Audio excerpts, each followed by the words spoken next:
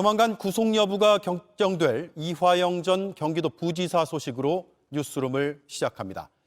이재명 지사 시절 함께 일했던 이화영 전 부지사는 쌍방울에서 수억 원대 금품을 받은 혐의가 있습니다.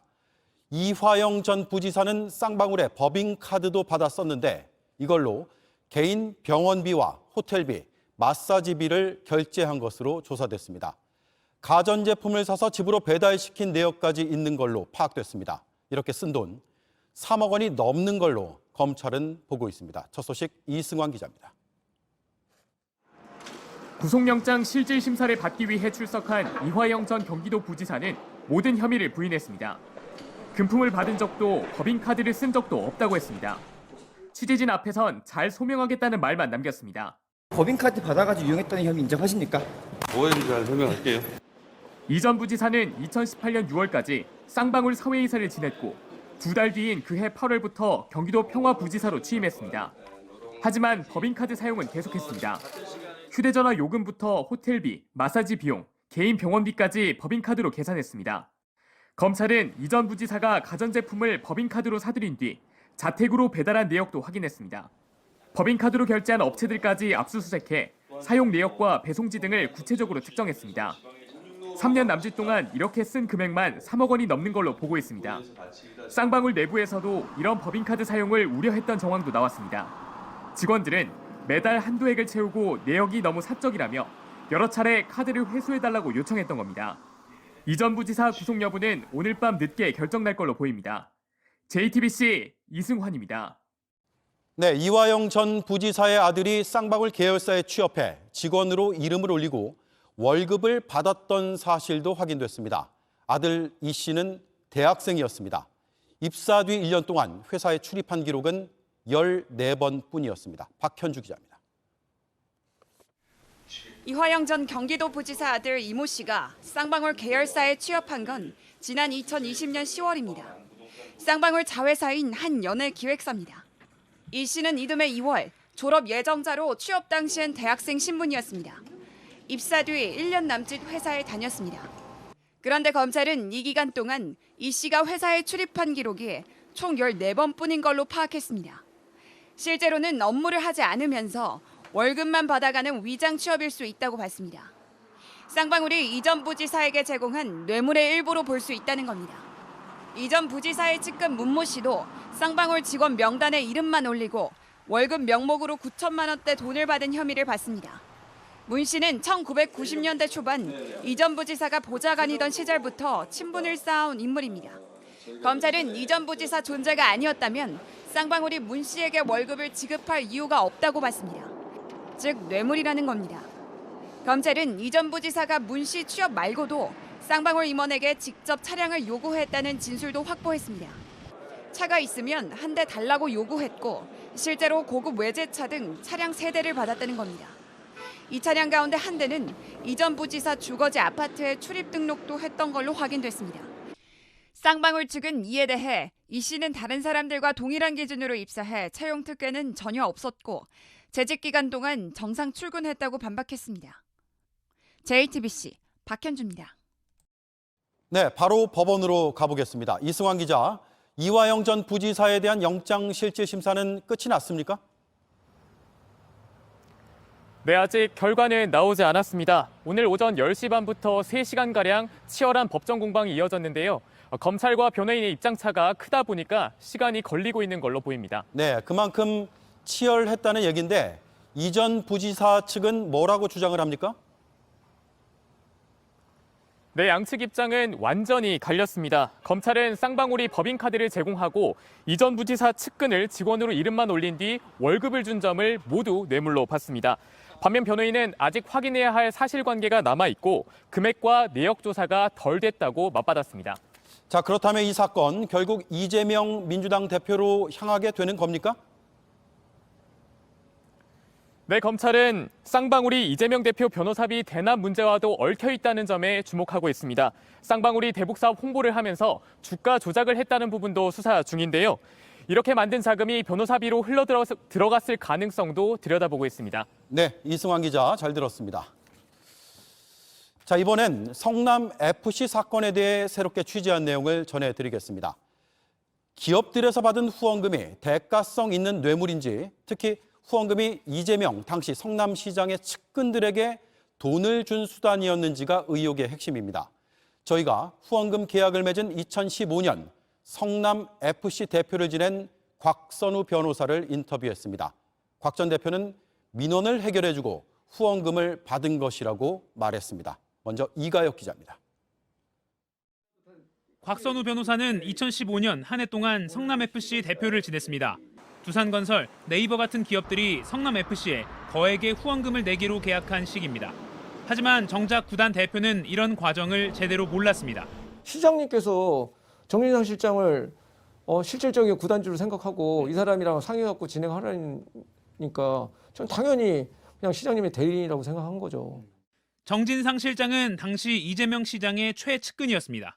과연 누가 했느냐 그러면 정진상 실장이 다 주도해서 한 거죠. 그리고 제가 실질적으로 나중에 한번 물어봤어요. 이거 2만 원 후원금 어떻게 유치하셨냐고. 그랬더니 정 실장이 저한테 그랬거든요. 다 그런 게 있어요. 후원금을 어떻게 받아왔는지 내막은 알지 못해서 함부로 얘기할 수는 없다면서도 의문을 제기했습니다. 일반 축구단이 그렇게 큰 돈을 기업을 상대로 영업을 해갖고 유치한다는 건 사실상 불가능하죠. 그러니까 뭔가 시에서 주도해갖고 제가 알지 못하는 그걸 이제 민원을 해결해 주면서 그렇게 받았던 거죠 뭐. 예, 그럴 수밖에 없어요. 기업에서 후원금을 받은 걸 근거로 일부 직원들이 성과금을 받은 것도 최근에야 알았다고 했습니다. 이번에 검찰 조사하면서 이렇게 각광을 받죠. 나중에 한 건데 새 전으로 8,500이었던가? 근데 그거는 본인이 영업해갖고 유치한 게 아닌데. 과정도 투명하게 알려져 있지 않았다고 주장했습니다. 만약에 이게 다른 사람들이 알았으면 다른 직원들도 별로 안 좋아했을 것 같은데요. 쟤는 맨날 정 실장 그렇게 따라다니다가 쟤는 받고 우리는 아무것도 못 받고. 수원지검 성남지청은 지난 24일 곽 전 대표를 참고인으로 불러 10시간 넘게 조사했습니다. 당시 이재명 시장을 대리해 사실상 구단주 역할을 한 정진상 성남시청 정책실장은 현재 이재명 민주당 대표실 정무조정실장입니다. JTBC 이가혁입니다. 곽선우 전 성남FC 대표는 자신이 일할 때 구단을 실제로 운영한 건 이재명 성남시장의 최측근 정진상 실장이라고 했습니다. 당시 곽 전 대표가 이재명 시장에게 보낸 이메일의 내용을 저희가 취재했습니다. 그렇게 보이는 정황이 담겨 있었습니다. 백희영 기자입니다. 2015년 11월 당시 성남FC 곽선우 대표는 이재명 성남시장에게 이메일을 보냅니다.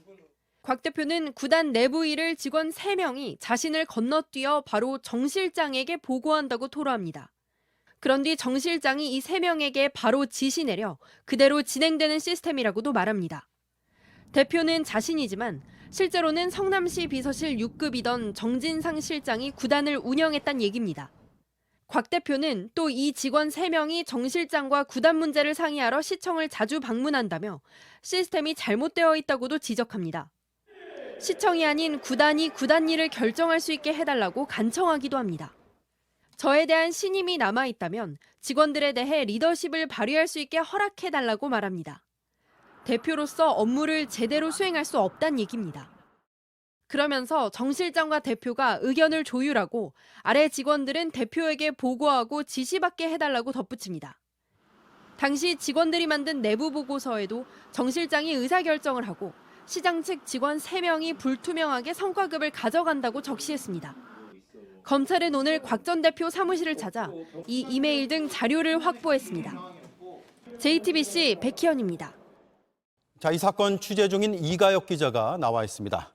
검찰이 성남FC 후원금 사건의 수사 범위를 왜 갑자기 넓히는 겁니까? 일단 지난 13일에 경찰이요. 이재명 민주당 대표에게 제3자 뇌물 공여 혐의를 인정할 수 있다라고 해서 검찰에 이 결론을 통보했습니다. 그렇죠. 두산건설이 성남의 이 병원 부지를 상업 용도로 바꿔주는 대신에 이 성남FC에 광고비 50억 원을 내도록 했다는 겁니다. 이 용도 변경을 하고 건물을 짓는 것만으로도 두산은 큰 이익을 봤습니다. 이 경찰은 비슷한 의혹을 받는 네이버나 차병원 등에 대해서는 더 깊게 들여다보진 못했다고 밝혔습니다. 다만 이 다른 회사 후원금도 다소 미신적인 지점들은 있었다고 말했는데요. 이 검찰이 반경을 넓혀서 들여다보고 있는 겁니다. 그동안 조사를 받지 않았던 이 곽선우 전 성남FC 대표가 최근 참고인 조사를 받은 것도 이런 맥락입니다. 네, 이런 와중에 이가혁 기자가 인터뷰했죠. 네. 당시 성남FC의 대표를 인터뷰하고 의미 있는 발언을 들었다라는 거죠. 네, 이재명 당시 시장 최측근 정진상 실장이 사실상의 구단주 역할을 했다, 뭐 이런 말들이 있었는데 그런 정황이 인터뷰와 또 앞서 보신 리포트의 그 이메일 등으로 드러나고 있는 건데요. 이 대표와 정 실장의 관계는 사실 이 대표가 지난해 10월에 이렇게 밝히기도 했습니다. 뭐라고 했냐면 지난해 10월에 측근에 대해서 얘기를 하면서 비서실 등 지근거리에서 보좌를 하든지 정진상, 김용 정도는 돼야 하지 않나라면서 정진상 실장을 또 꼽아서 측근이라고 분류를 직접 하기도 했습니다. 네. 이 성남시와 경기도에서 일정 이상의 모든 사업이 실제로 정진상 실장의 사인을 거친 뒤에 이재명 대표에게 넘어가기도 했습니다. 이 수사 상황을 좀 더 지켜봐야겠지만 정 실장도 검찰 조사를 피하기 어려울 것으로 보입니다. 그렇게 되면 수사 칼끝은 이재명 대표에게로 갈 수 있습니다. 자, 결국 관건은 네. 이게 뇌물죄냐 아니냐 이거잖아요. 그걸 입증하려면 부정한 청탁이 있었느냐 이것도 밝혀야 되죠. 네, 그 부분은 지금 검찰이 주력하고 있습니다. 두산건설만 하더라도 이 정자동의 땅을 용도를 바꾸려고 한 20년 가까이 노력을 해왔습니다. 그리고 후원금 계약을 한 2015년에 바로 이게 실현이 됐습니다. 과연 이 후원금 없이도 이 병원 부지의 용도를 이 높은 빌딩을 짓는 그 땅으로 바꾸는 게 가능한 상황이었냐, 이런 이 부정청탁 여부를 검찰이 따져보는 게 수사의 핵심이 될 전망입니다. 네. 또 한 가지는요, 후원금 유치에 따른 성과금이 결국 이재명 당시 성남시장 측근의 3명의 측근에게 집중된 그 배경도 밝혀야 합니다. 이 정진상 실장이 기업에게 후원금을 받아냈고 정 실장 최측근인 직원 3명이 성과금을 대부분 챙겼다면 결국 이재명 대표 측근에게 경제적 이득을 준 것 아니냐, 이런 의혹입니다. 네, 곽선우 전 성남FC 대표 지금 들으면 상당히 중요한 인물 같은데 왜 그동안 입을 닫고 있었습니까? 예, 곽 전 대표는 2016년에 당시 안철수 대표가 있던 국민의당에서 정치 활동을 하기도 했습니다. 이 때문에 네. 혹시 정치적 배경이 있는지 그런 의문도 제기가 됐는데요. 곽 전 대표는 지난 3년 동안 경찰이 자신을 조사하지 않은 게 더 이상하다면서 이번에 참고인 소환 통보를 받으면서 취재진이 찾아갔고 이 취재에 응한 것일 뿐이다라고 말했습니다. 그러면서 이 성남FC 후원금 유치에 따른 성과금을 아까 말씀드린 대로 이 정진상 실장의 측근들이 나눠 가진 것이 이재명 시장이 시장 시절부터 쭉 말해오던 공정이나 정의에 반하는 일이라고 생각해서 입장을 밝힌다, 이렇게 덧붙이기도 했습니다. 네, 이가혁 기자 잘 들었습니다. 윤석열 대통령이 순방 현장에서 바이든이라고 말할 리 없다며 참모들에게 강하게 부정한 것으로 알려졌습니다. 다만 비속어를 포함해 발언 전체는 정확하게 기억하지 못하고 있는 것으로 전해집니다. 진상 규명을 지시한 대통령 본인도 비속어를 썼는지조차 확신하지 못하는 상황입니다. 강희영 기자입니다. 윤석열 대통령은 논란의 발언에서 바이든이라고 말한 적 없다는 입장입니다. 순방 당시 발언이 논란이 되자 윤 대통령이 참모들에게 바이든일 수 없고 바이든일 리 없다고 했단 겁니다. 대통령실 고위 관계자도 윤 대통령은 펀드 기여금 예산안을 우리 국회가 통과시켜주지 않을 걸 걱정했다며 그런 상황 때문에 윤 대통령은 바이든이라고 말한 건 전혀 아니라고 생각했다고 전했습니다. 이 고위 관계자는 또 비속어를 썼는지 여부에 대해선 바이든이란 말을 안 썼던 걸 제외하곤 윤 대통령은 자신의 전체 발언에 대해 기억이 불확실한 걸로 안다고 했습니다. 이 때문에 여당에선 당 차원에서 음성 분석까지 했지만 통일된 결과를 얻진 못했습니다. 실제 한 국민의힘 의원은 JTBC에 모 대학교 연구소를 포함해 3곳의 분석을 맡겼지만 결과는 각기 달랐다고 밝혔습니다. 대통령실은 비속어를 썼던 걸 인정하거나 부정하지도 않는 모호한 입장을 유지하고 있습니다. 그런데 저희가 문제제기란 건 저희가 이것의 심각성을 갖고 있는 건 비속어 논란이 아닙니다. 다만 대통령실은 비속어를 쓴 게 사실로 밝혀질 경우 대통령의 유감 표명 등 사과할 가능성은 열어두고 있습니다. 이와 별개로 대통령의 말이 바이든으로 처음 보도된 경위에 대해선 해당 방송사에 사실 확인 공문을 보내는 등 직접 대응에 나섰습니다. JTBC 강연입니다. 네, 민주당은 박진 외교부 장관에 대한 해임 건의안을 당론으로 발의했습니다. 모레 처리할 예정입니다. 하지만 말 그대로 건의고 대통령실이 이걸 받아들이지 않을 걸로 보여서 또 한 번 충돌이 예상됩니다. 구혜진 기자입니다. 민주당은 비속어 논란에 대한 대통령실의 해명부터 문제 삼았습니다. 새끼라는 욕설의 대상이 미국 의회가 아니라 대한민국 야당이랄 땐 언제고 이번엔 야당이 아니라고 또 말을 바꿨습니다. 비속어 논란을 비롯해 외교 참사에 대한 책임을 묻겠다며 박진 외교부 장관에 대한 해임 건의안도 소속 의원 전원 명의로 발의했습니다. 대통령을 보좌해서 외교에 관한 사무를 총괄하는 외교부 장관에게 정치적 책임을 우선 묻지 않을 수 없습니다. 제적의원 과반이 찬성하면 해임 건의안은 통과됩니다. 169석의 민주당은 모레 본회의에서 단독 처리할 방침입니다. 다만 해임 건의안이 국회에서 통과돼도 윤석열 대통령이 수용할 의무는 없습니다. 지금까지 장관 해임안이 통과된 건 6번입니다. 5사람은 물러났지만 박근혜 정부 당시 김재수 농림축산식품부 장관은 대통령이 해임 건의안을 수용하지 않아 장관직을 지켰습니다. 박진 장관은 사퇴 의사가 없다는 뜻을 밝혔습니다. 외교 장관으로서 오직 국민과 국익을 위해서 흔들림이 없이 맡은 바 소임에 최선을 다하겠습니다. 대통령실 관계자도 상황을 지켜보면서 법에 정해진 대로 할 것이라며 해임 건의를 수용하지 않을 뜻을 내비쳤습니다. JTBC 구혜진입니다. 7명이 숨진 대전의 현대 아울렛 화재 소식입니다. 불이 났을 당시의 모습을 보시면 연기가 순식간에 확 퍼지는데 그 이유가 있었습니다. 연기를 빼주는 시설이 주차장에는 없었던 겁니다. 불이 어떻게 났고 또 왜 피해가 컸는지를 밝히는 작업도 오늘부터 시작됐습니다. 먼저 윤주열 기자입니다. 차량 한 대가 지하 주차장으로 들어가다 멈칫합니다. 주차장 반대편에서 불이 활활 타오릅니다. 연기가 주차장 천장을 뒤덮기 시작하더니 30초 만에 앞이 보이지 않을 만큼 가득 찹니다. 아울렛 측은 지하에 연기를 빼내는 제연 설비가 있다고 했습니다. 지하에 방제 시설, 연기 빠지는 방제 시설인가요? 그게 지금 작동을 했나요? 있긴 한가요? 예, 있습니다. 작동을 한 걸로 알고 있습니다. 하지만 제연 설비가 있었던 곳은 지하 일부 구간뿐입니다. 지하층 대부분을 차지하는 주차 구역엔 이런 장치가 없었습니다. 현행법상 지하 주차장에 제연 설비를 반드시 설치해야 한다는 규정은 없습니다.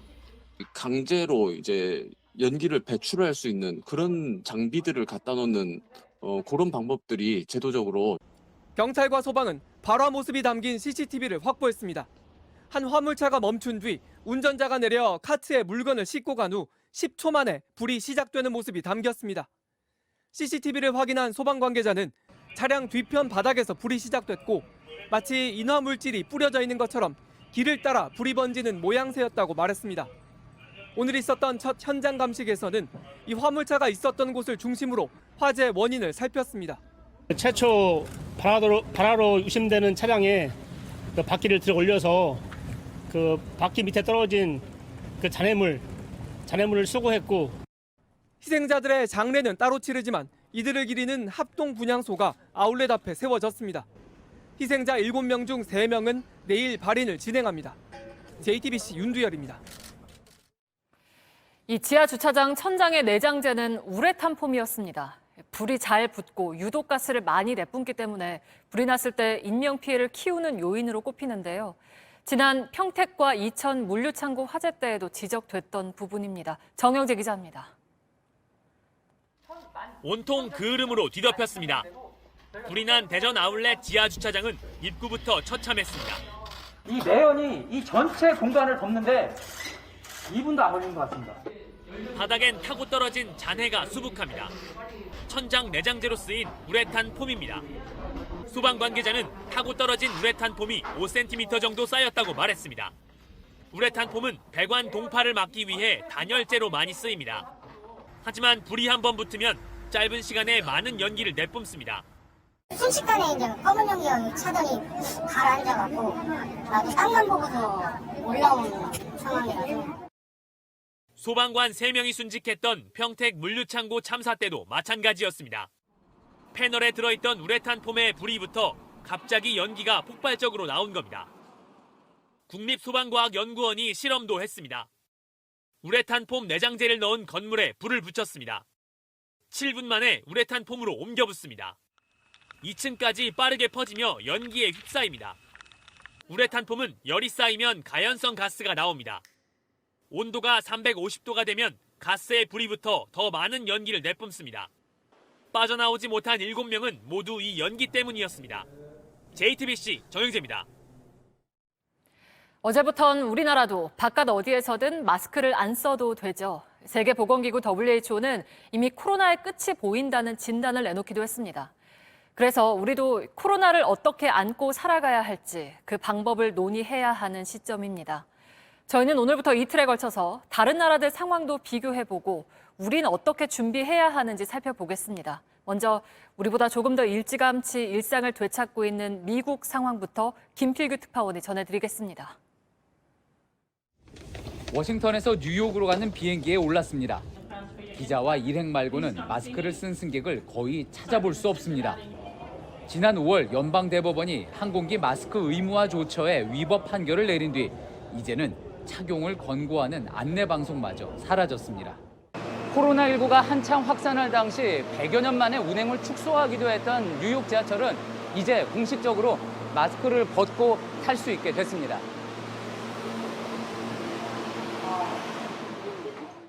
I don't know.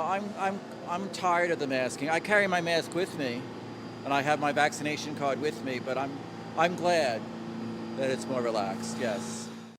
이미 지난해 실외에선 규제가 사라졌고 올 초 실내에서도 마스크를 벗게 한 데 이어 이제는 정상화의 거의 마지막 단계라고 할 수 있는 대중교통에서 착용 의무까지 없앤 겁니다. We have to restore some normalcy to our lives. And so we'll be talking about a new normal starting today. Department of Health will be issuing new guidance regarding masks based on the CDC guidance. And starting today, masks will be optional. 지난달에 비해 하루 확진자 수가 절반으로 떨어지면서 요양원과 의료기관에만 마스크 의무화 규정을 남겨놨습니다. 1년 전만 해도 모두가 마스크를 쓰고 있었던 이곳 타임스퀘어에서는 이제 오히려 마스크 쓴 사람을 찾아보기가 힘들게 됐습니다.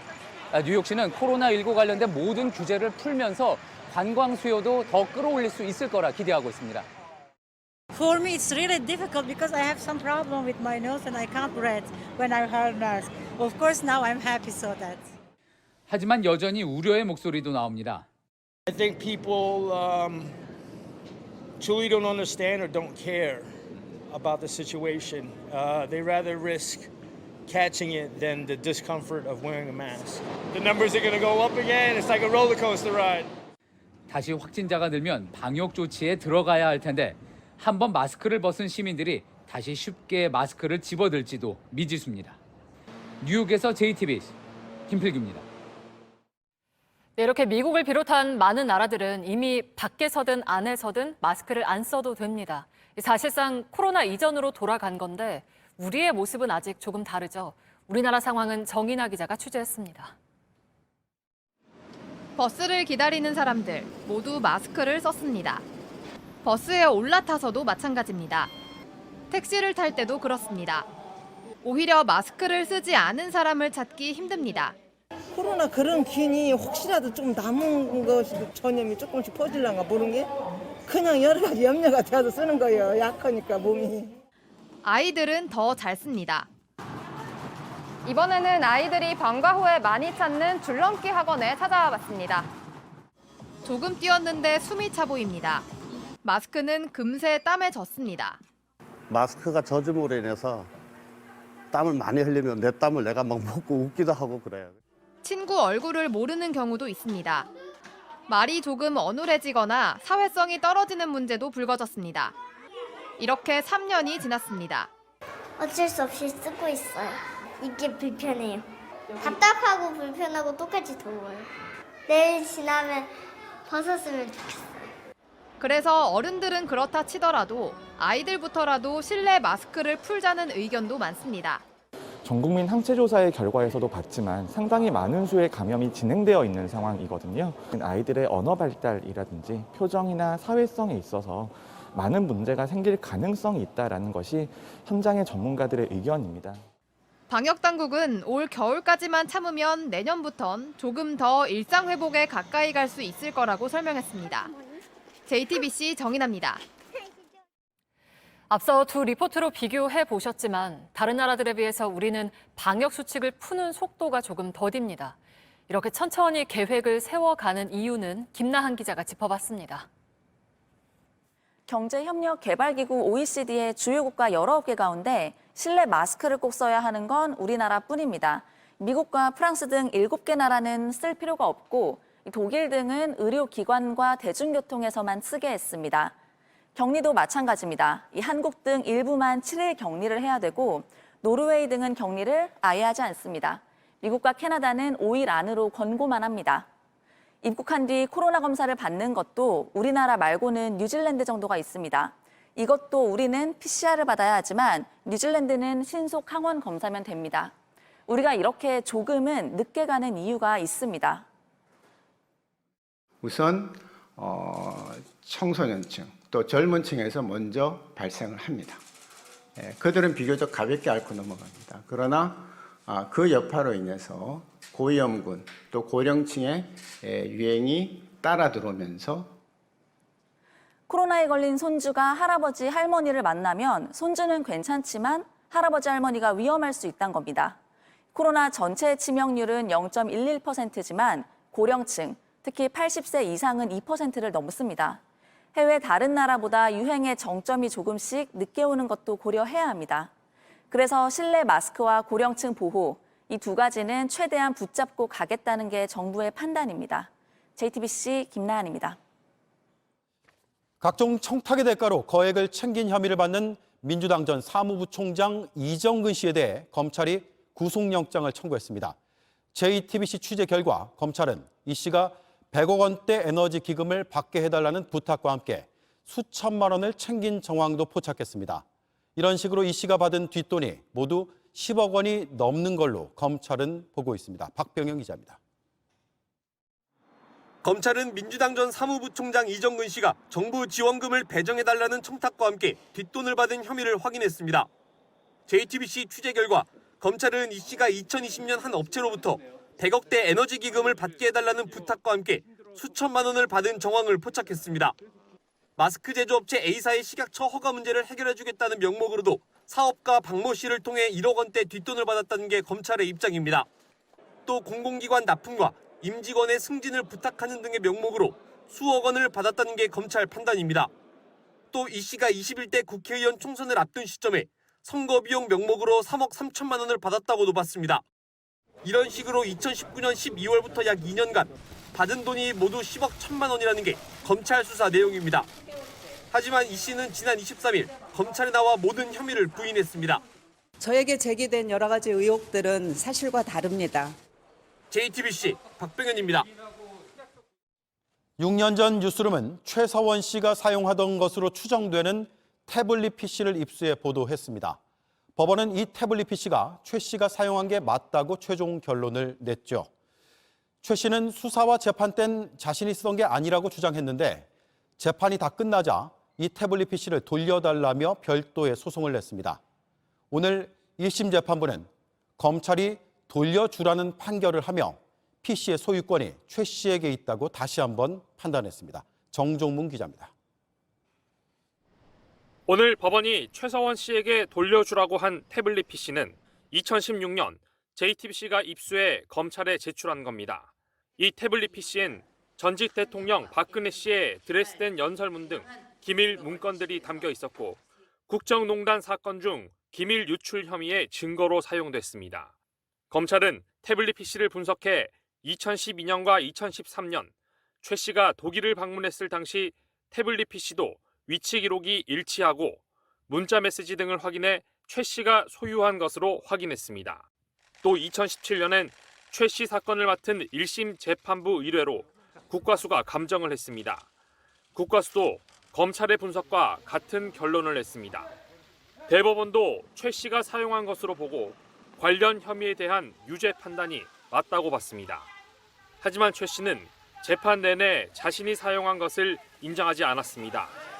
그런데 형사 재판이 모두 끝나자 태블릿 PC를 자신에게 돌려달라는 소송을 냈습니다.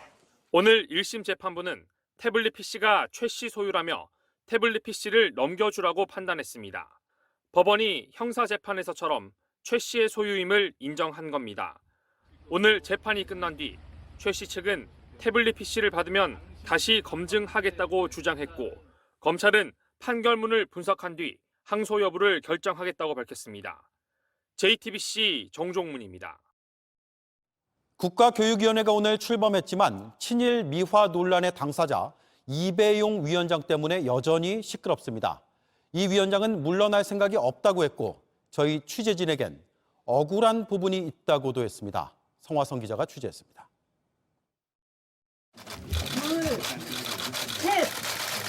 대입제도와 수능 같은 중장기 교육정책을 만드는 국가교육위원회가 현판식을 열었습니다. 하지만 시작부터 논란이 큽니다. 위원장에 임명된 이배용 전 이화여대 총장 때문입니다. 박근혜 정부 때 역사교과서 국정화를 이끈 전력이 불거졌습니다. 친일을 미화했다는 의혹도 큽니다. 입장을 물었지만 피했습니다. 논란에 대해서 설명하시거나 해명하실 할 겁니다. 이제 앞으로. 물러나야 한다는 지적에 대해선 선을 그었습니다. 야당에서 지금 철회 요구하고 있는데 거기다 어떻게 생각하십니까? 지금 다 출범했습니다. 출범식에 앞서 JTBC 취재진과 통화에선 의혹을 부인했습니다. 내 연구가 근대사의 열강의 이권 침탈에 일본의 수탈론을 제가 침략론을 제일 많이 논문에 다룬 사람이에요. 친일이라고 할 수가 없는 거죠. 국정교과서에 개입했던 부분은 다음 기회에 설명할 것이라고만 했습니다. 교육부도 굵직한 현안들이 많지만 50일째 장관 자리가 비어 있습니다. 100년 대계인 교육정책이 시작부터 삐걱거리고 있습니다. JTBC 성화선입니다. 네, 아베 신조 전 일본 총리의 국장을 두고 일본 여론이 둘로 갈라졌습니다. 한쪽에선 눈물을 흘렸지만 다른 쪽에선 추모 분위기를 강요한다며 반대하는 시위가 벌어졌습니다. 도쿄에서 김현희의 특파원입니다. 아베 신조 전 총리의 유골함을 든 아키에 여사가 입장하자 기시다 총리가 허리 숙여 인사를 합니다. 憲政史上最も長く政権にありましたが、歴史はその長さよりも達成した事績によってあなたを記憶することでしょう。 3시간가량 이어진 국장에는 해리스 미국 부통령과 한덕수 총리 등 총 4,300여 명이 참석했습니다.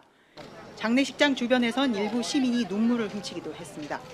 이날 장례식엔 일본 경찰 2만 명이 투입됐고 일부 지하철은 장례식장 구간을 정차하지 않고 지나쳤습니다. 하지만 국장이 열린 같은 시각, 약 3km 떨어진 곳에선 전혀 다른 풍경이 펼쳐졌습니다. 국소 한대! 국소 한대! 저는 지금 일본 국회 앞에 나와 있습니다. 국장이 열리고 있는 시간인데 수많은 시민들이 반대 시위를 벌이고 있습니다. 각종 여론조사에선 반대하는 여론이 높습니다. 법적 근거가 없는 데다 국민들에게 추모 분위기를 강요한다는 이유입니다.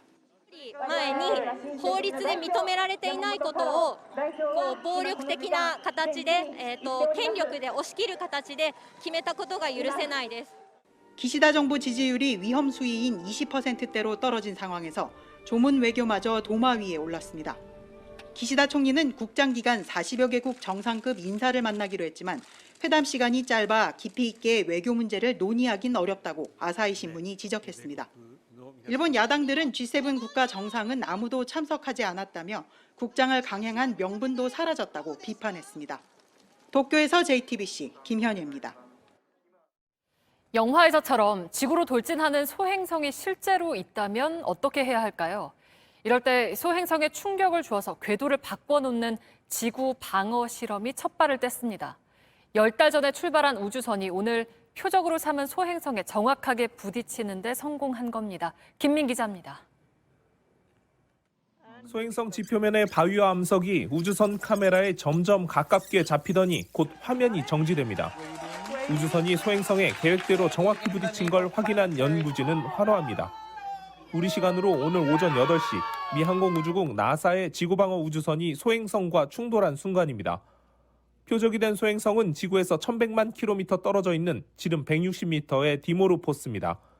다트라 이름 지은 무게 620kg의 지구방어 우주선은 10달 전 소행성을 향해 지구에서 출발했습니다.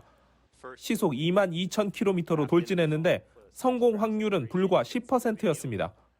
Oh, the test went spectacularly. It was really everything that we expected and even honestly more. 이번 충돌은 소행성이 지구로 돌진할 경우를 대비한 방어 실험입니다. 아마겟돈과 딥 임팩트 같은 영화에선 핵탄두로 소행성을 폭파시킨다는 설정이었지만 현실에선 우주선을 부딪힌 충격으로 궤도를 바꾸는 게 목표입니다. 실제 나사는 이번 우주선 충돌로 소행성이 더 큰 행성을 도는 공전 주기가 10분가량 짧아질 걸로 기대합니다. 역사적인 충돌 순간은 우리 천문연구원에서도 포착했습니다. 표면에서 이렇게 먼지 같은 것들이 뿜어져 나오는 모습이 굉장히 놀랍고 신기했습니다. 어느 정도 충격량을 줘서 소행성의 궤도가 변할지 이거를 연구하는 것이 실제 이 다트 프로젝트의 목적입니다. 충돌로 궤도가 바뀔지는 소행성 주변 먼지들이 다 가라앉은 2주 뒤에나 확인할 수 있을 것으로 보입니다. JTBC 김민희입니다. 사과 농사를 짓는 소백산 줄기의 한 마을 전체가 쓰던 지하수가 갑자기 말라버렸습니다. 소백산 국립공원에 관통하는 터널을 뚫은 뒤부터 지하수가 사라져버린 겁니다. 그 많던 지하수가 다 어디로 간 건지 밀착카메라 이상엽 기자가 원인을 추적해봤습니다.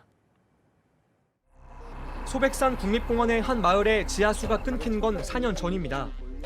왜 물이 갑자기 부족하지? 다른 분들도 우리도 부족한데 왜 그렇지? 그러고 주민들은 계곡에 줄을 대고 물을 끌어올 수밖에 없었습니다.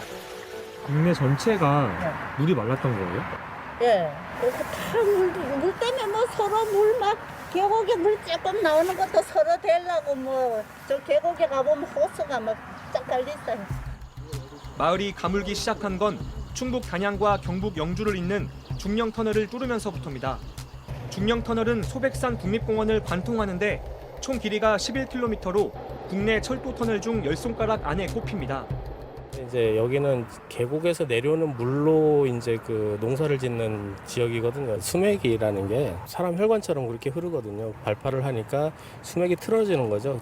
바위 틈 사이로 이제 금이 가면서 좀 물이 완전히 싹 빠져버리는. 터널 공사를 하기 전인 2014년 시공사는 유출 지하수가 하루 평균 1,500톤일 거라고 예측했습니다. JTBC는 시공사 측이 하천학회에 의뢰해 실제 유출량을 조사한 결과를 입수했습니다. 실제로는 시공사 예측의 6배인 하루 평균 9,000톤에 이르는 지하수가 유출된 걸로 드러났습니다. 하지만 환경부는 환경 영향평가에서 별 문제가 없다고 결론냈습니다. 예측한 게 다 맞습니다. 현재가 얼마나 많이 환경적으로 큰 영향을 끼쳤느냐가 문제인 거죠. 소백산에 큰 영향이라든지 가시적으로 드러난 부분이 있는 걸까요? 시공사는 당초 환경부와 콘크리트 벽을 세워 지하수 유출을 막는 차수 공법을 쓰기로 협의했습니다.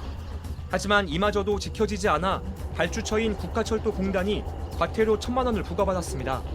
시공사는 JTBC에 국가철도공단과 미리 변경 협의를 해 문제가 없다고 알려왔습니다. 협의 내용을 세게 준다 하더라도 어기게 되면 처벌이 과태료 1, 2천만 원? 그리고 잘 걸리지도 않아요, 과태료도. 뭐 걸리나요? 험한 산속에서 공사하는데 누가 물이 얼마만큼 나오고 관심이 없잖아요. 전문가는 지하수가 유출되면 국립공원 생태계가 크게 망가질 우려가 있다고 말합니다. 소백산 지역이 워낙 이제 물이 풍부하기 때문에 야생화 군락지로 이제 유명합니다. 숲 생태계가 국립공원 유지가 어려워질 수도 있다. 지반 침하가 일어난다거나 유출된 지하수를 재활용하는 방법도 있지만 터널 공사로 인한 유출 지하수는 그마저도 쉽지 않습니다. 정부는 당장 눈에 띄는 피해는 없다고 했습니다. 하지만 현장 목소리는 달랐습니다. 유출된 지하수를 다시 쓸 방법을 찾는 것보다 더 중요한 건 애초에 유출을 줄이는 겁니다. 환경을 외면한 피해는 결국 우리에게 돌아오기 때문입니다. 밀착카메라 이상엽입니다. 과학기술인 공제회는 말 그대로 과학기술인들의 생활 안정과 복지 향상 등을 위해 만들어졌습니다. 정부 지원을 받는데도 최근 5년 동안 감사를 받은 적이 없습니다.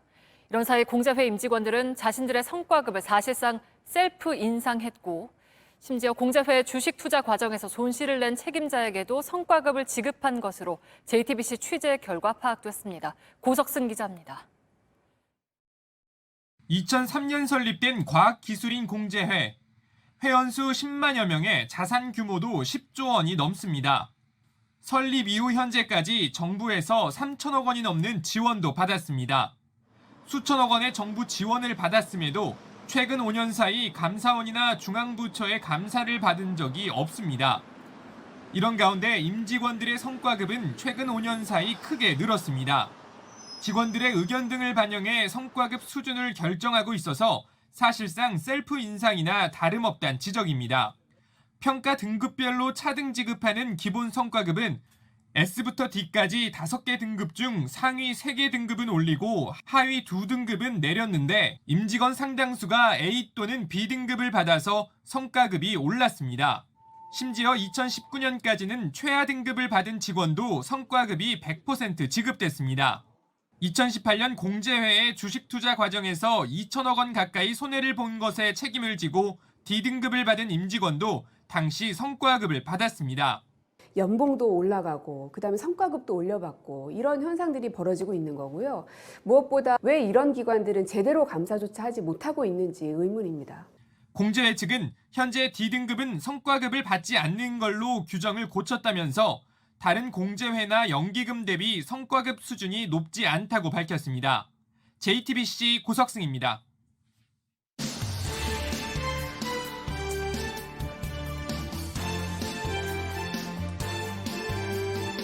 뉴스 뒤에 숨은 이야기 백브리핑 시작합니다. 첫째 브리핑, 마지막 회의입니다. 국정감사 실시 계획서를 채택하기 위해 열린 국회 운영위에서도 복지부 장관 후보자 인사청문회가 치러진 국회 보건복지위에서도 여야가 맞붙은 건 윤석열 대통령의 비속어 논란이었습니다. 운영위 민주당 의원들은 국민의힘의 정원유착 주장을 문제 삼았습니다. 석번하장, 후한무치, 이 단어로도 부족한 파렴치한 행태라고 보여집니다. 국민과 언론에 마치 전쟁을 선포한 것처럼 보여집니다. 그러자 국민의힘에선 해당 언론사와 민주당을 함께 겨냥합니다. 자막을 다는데 그게 갈로하는 미국을 왜 넣어요? 그게 창작이지 어떻게. 보도되기 전에 보도된 것을 아는 거는요. 2022년도 판, 한국판 마이너리티 리포트예요. 내가 그 관련된 분 계셔서 말씀은 안 드릴게요. 범죄를 예측해 미래 범죄자를 체포하는 내용의 영화로 톰 크루즈가 주인공인데요. 윤두현 의원이 관련된 분으로 지목한 건 박홍근 원내대표죠. 야당에선 항의가 쏟아졌지만 위원장은 마무리를 하려는 듯 발언권을 주지 않습니다. 아니, 원안이 있다고 밝혀드린다는데 왜 또 발언권을 안 줘요? 신상 발언을 하게 해줘야죠. 위원장님, 신상 발언을 하게 해줘야죠. 김병주 의원, 소리 지르지 말아요. 귀먹은 사람 없으니까. 그런데 호통을 치면서도 권성동 위원장 표정은 웃고 있는데요. 뭐 마지막이다 이런 생각 때문일까요? 오늘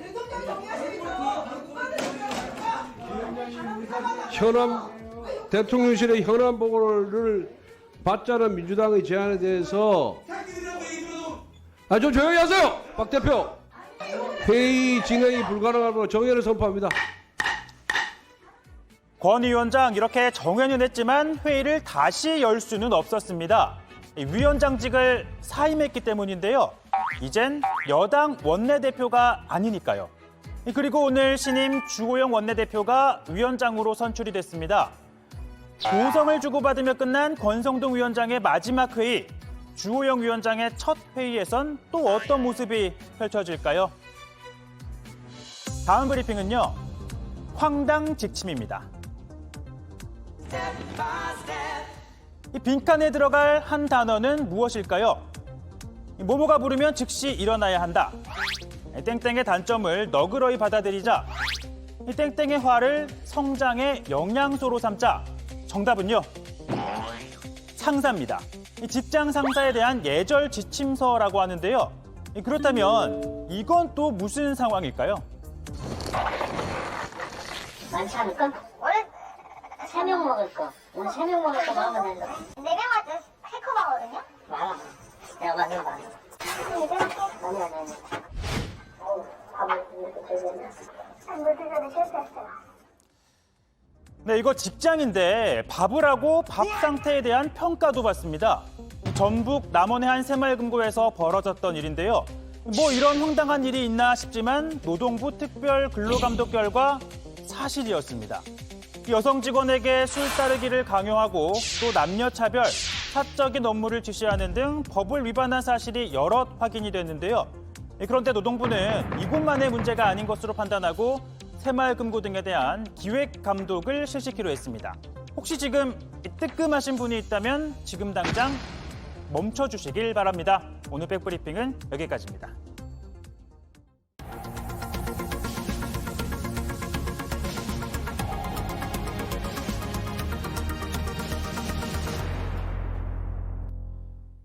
오늘 헌법재판소가 뜨거웠습니다. 검찰 수사권을 단계적으로 축소하는 법을 놓고 국회와 법무부가 부딪혔습니다. 한동훈 장관은 민주당 인사들 수사를 막기 위해 만든 법이라는 취지의 주장을 했습니다. 국회 측은 법무부 장관이 헌재 2심판을 청구할 자격이 없다고 했습니다. 여도영 기자입니다. 지난 5월 더불어민주당의 주도하에 검찰의 수사권을 단계적으로 축소하는 법안이 국회를 통과했습니다. 검찰의 직접 수사 분야를 6개에서 2개로 줄이겠다는 내용입니다. 법무부는 이 법안이 법무부 장관과 검사들의 권한을 침해했다며 헌법재판소에 권한쟁의 심판을 냈습니다. 오늘 공개 변론엔 한동훈 법무부 장관이 직접 출석했습니다. 헌법재판소가 이건 선을 넘은 것이고 이래서는 안 된다고 단호하게 선언해 주시기를 기대합니다. 한 장관은 공개 변론에서 민주당 박홍근 원내대표가 이 법안을 통과시키면서 반드시 문재인 대통령과 이재명 상임고문을 지켜내겠다고 공언했다고 말했습니다. 검찰의 힘을 빼 민주당 인사들에 대한 수사를 막을 목적으로 만든 법이라는 겁니다. 비정상적인 입법이 다수당의 만능 치트키처럼 쓰일 것이고 대한민국의 민주주의와 법치주의의 뉴노멀로 될 겁니다. 또 법무부 측은 헌법에 검찰이 영장을 청구할 수 있는 권한이 있다는 점을 강조했습니다. 영장을 청구하기 위해서는 수사권이 전제돼야 한다는 겁니다. 하지만 국회 측은 이 헌법 조항이 검찰에 수사권을 준 것으로 해석할 순 없다고 받아쳤습니다. 헌법에는 누가 수사하고 어떻게 기소하고 이런 거에 대한 아무런 규정이 없습니다. 그러니까 국회가 시대 상황이나 국민들의 요구를 반영을 해서 결정할 수 있는 입법 사항입니다. 또 국회 측은 법무부 장관이 이 심판을 청구할 자격이 없다고도 주장했습니다.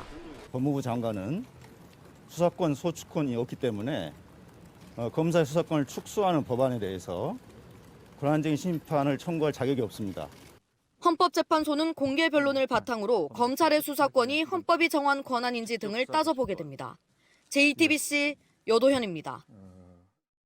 골프공을 한 번에 바로 홀컵에 넣는 홀인원은 아마추어 골퍼 10,000명 가운데 1명쯤만 성공할 정도입니다. 이렇게 어려운 홀인원을 엿새 동안 2번을 했다는 식으로 속여서 보험금을 타는 사기 혐의자들이 무더기로 적발됐습니다. 정원석 기자입니다.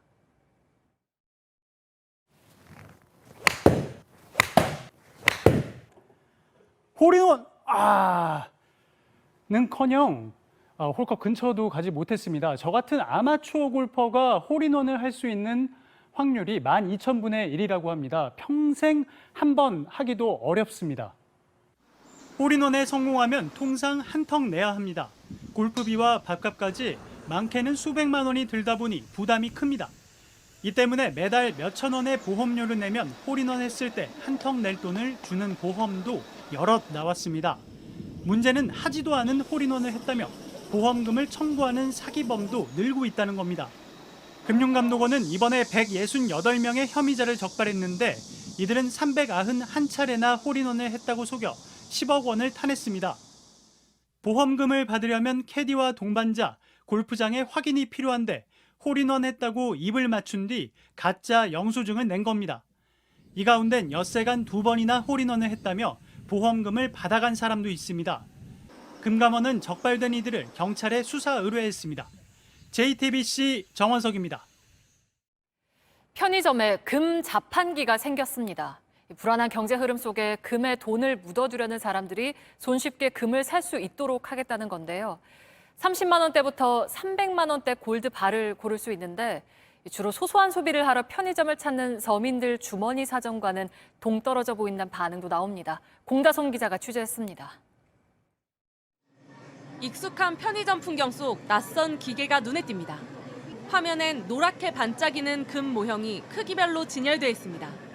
매일 바뀌는 국제 시세를 반영한 골드바를 즉석에서 살 수 있는 자판기입니다.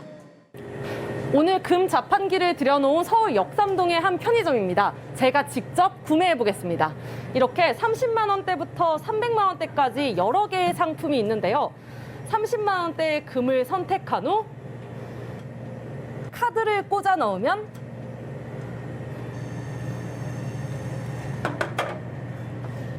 이 금은 이제 제 겁니다.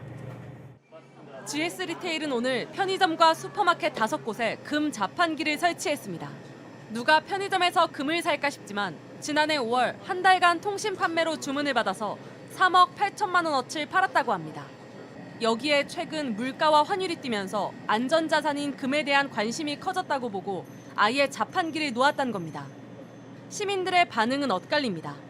관심이 갈 거란 사람도 있지만 예전에는 종로 금은방이나 뭐 그런 데 가서 사야 되는 게 있었는데 편의점에서는 사람들이 쉽게 오갈 수 있는 데에서 살 수 있으니까 되게 편리하고 주머니가 가벼울 때 찾는 편의점에서 수백만 원짜리 금을 파는 자판기를 보면 거북할 것 같다는 의견도 나옵니다.